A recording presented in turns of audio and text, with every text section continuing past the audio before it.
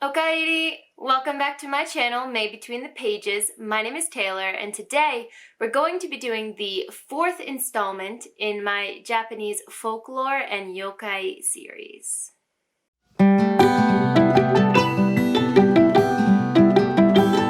Previously on this channel, I had been calling this the Mythology in Yokai series, and while I initially wanted to focus on more mythological or origin stories for Japan, this has kind of slowly evolved into more of a focus on folklore as a whole. So while I will be talking about more origin stories from Japan, I wanted to change the title to reflect kind of what this was becoming.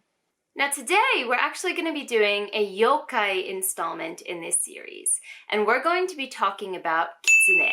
Now, kitsune can translate to the actual animal, the fox, or a fox spirit in Japanese. Today, we're obviously going to be specifically talking about the yokai version of a kitsune. Kitsune, or fox spirits, are also present in other Asian cultures. Originally, the Japanese idea of a fox spirit came from China.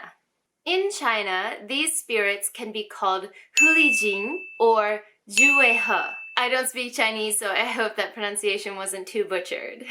There's also a version of this fox spirit in Korean culture called a kumiho. Now, obviously, today we're going to be talking about the Japanese version of this spirit, or kitsune. Now, kitsune are really interesting yokai in Japanese culture because they can be both benevolent and malevolent depending on their context. Through my research, I came across 3 different types of kitsune.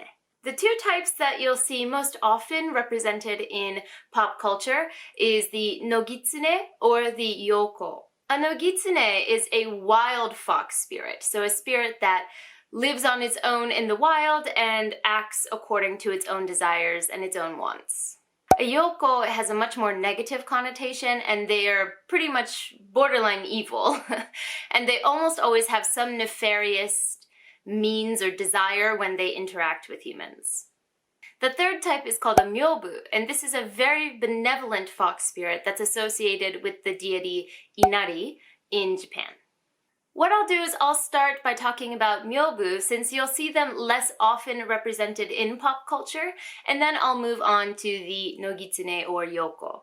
Now, back in the feudal era of Japan, or basically all of Japan's history, the most important crop was rice. The success or failure of growing rice was the line between life and death for most people. As such, the deity or god that represents rice took on a very high position in Japanese society, and this deity is named Inari. Inari doesn't only represent rice, it's also a representation or a deity of well-being or success in business, agriculture, or home life, including fertility. It's pretty clear why this god was considered so very important to people at this time. But the real question is, how did foxes become associated with Inari? The answer isn't completely clear, but there are a lot of theories out there. One of them being that foxes eat rats or mice, who in turn would devastate the rice stock that people had. So foxes were a predator that was necessary to keep down the mice and the rats in a village in order to protect the rice. Another theory is the simple fact that fox tails look like rice grain. So whatever the actual reason may be, foxes and the deity Inari became interconnected. Inari is still a very prominent deity in Shintoism, so you'll see a lot of shrines dedicated to this deity all over Japan, and at these specific shrines, you'll see statues of Myoubu in abundance. Typically, they'll be wearing little red bibs or scarves, and their job is to act as a conduit or a messenger between the worshipper and Inari. They also serve as guardians and a form of protection for the shrine. These fox spirits are extremely benevolent and have no nefarious, interests in mind. The second type, Nogitsune or Youko, is where we start to see a lot of playing with morality. These fox spirits typically have very strong magical powers, and they're shapeshifters that often take the form of a beautiful young woman, although they can take other forms if they so choose. Now, when we talk about the Nogitsune, the wild fox spirit, not necessarily the Youko, who are always pretty much evil in their intentions, the wild fox spirit does seem to have its own sense of a moral code. A kitsune will always keep its promises, return favors done for it most of the time, and remembers friendships. Now, when kitsune are playing pranks on humans or being mischievous, sometimes they will target who are considered to be good people. But there are many, many stories of kitsune particularly tricking or exposing selfish people, oppressive people, or just bad people in general into showing their true nature.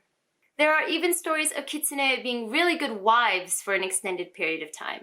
Although these stories do typically end, sadly, in heartbreak, with either the wife being revealed and the husband hating her, or for some reason the kitsune has to leave and can't return and the husband dies, heartbroken. So it doesn't always end well, but there are stories of kitsune making happy lives with humans. But as kitsune don't have the same moral guidelines that humans do, they tend to have a different view of what is bad. So there are stories straight up of kitsune just tricking whoever they want to in order to basically get drunk, get a bunch of alcohol from someone, or trick them out of money. So really there are two sides to the spectrum. There are also stories of kitsune possessing people and making them do terrible things, so there's that as well. It's also a large part of kitsune lore that the more tails they have, the more powerful they are, and the maximum number that you can have is 9. Now, how can you catch a kitsune, you wonder? How can you tell if it's actually a beautiful, young human woman that you're talking to, or a kitsune in disguise? There are a lot of different theories for this. One of the consistent ones, though, is that dogs and fox spirits do not get along. So if your dog hates your wife or this new woman who's come into town, it's very likely that it's a kitsune.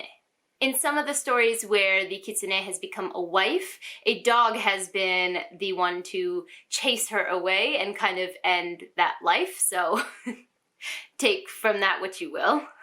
There's also this idea that a kitsune can't completely hide its true nature.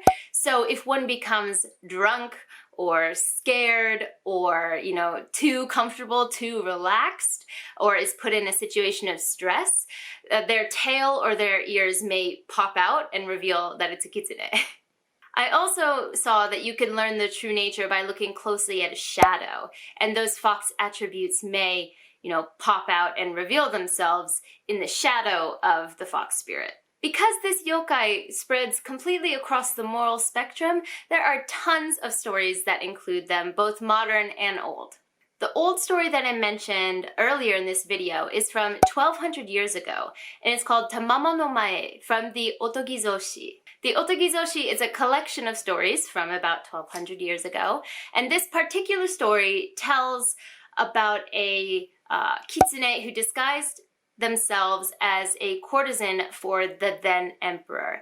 And she became the favorite of the emperor because she was beautiful and could supposedly answer any question asked of her. However, the emperor becomes deathly ill, and it's revealed through a bunch of investigations that it's actually this courtesan who's disguised as a kitsune who is making him unwell. The story ends, I believe, with the kitsune running away and successfully hiding for a while, but eventually they kill it, I think, is the end of this story.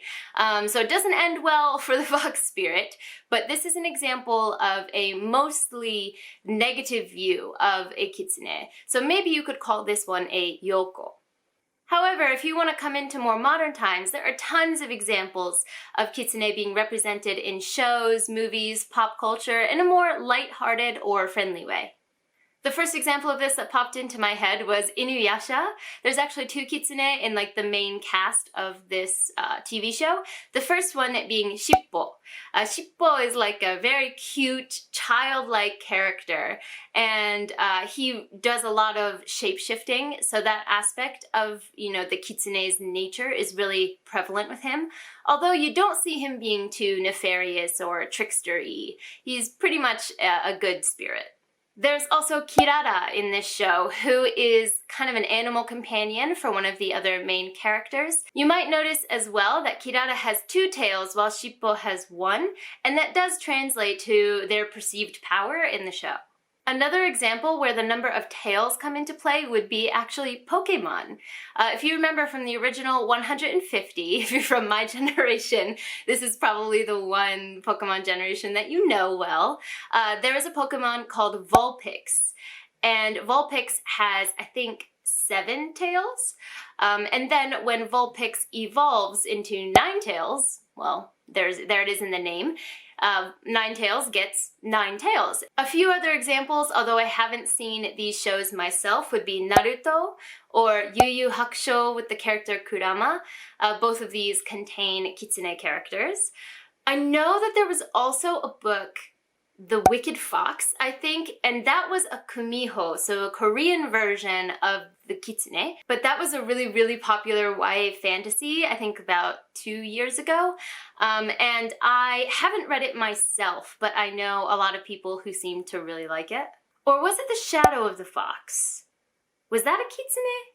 I haven't read either of those books, The Wicked Fox or The Shadow of the Fox, but I think both of them had a version of a kitsune or a kumiho in them.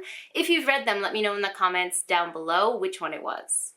And just to close this out, how do Japanese people, or how does Japanese culture kind of interact with and handle the idea of a kitsune on a daily basis?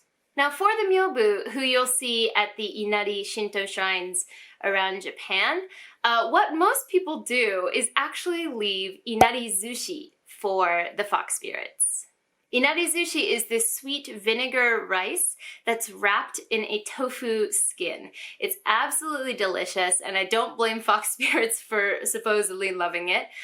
So people who want to go to an Inari shrine and pray for prosperity or business luck or, you know, fertility or anything of that nature, they may bring inari zushi and present it to the fox spirits in order to ask them to carry on their prayers to Inari. When it comes to the Nogitsune or Youko, I don't see people talking about them much in, you know, daily life, but something that does present itself is the fox or kitsune mask.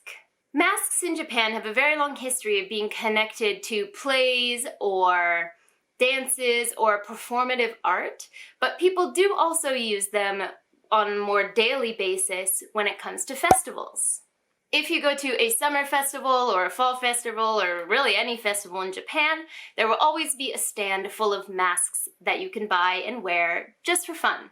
The kitsune mask is pretty much always there, and it seems to be pretty popular, and people just seem to wear it as something fun to do at a festival. Obviously, I can't cover everything that has to do with kitsune in this small video format, but I hope that that helped you kind of get a grasp on what this yokai is. And I have seen it become more popular in books, which is obviously what my channel is about, recently. And so I think that it would be good to have the knowledge going into a story that might contain this yokai.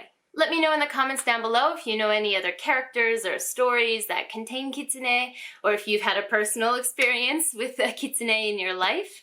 I'd love to chat with you guys in the comments down below. But for now, I'm gonna head out. Ja ne!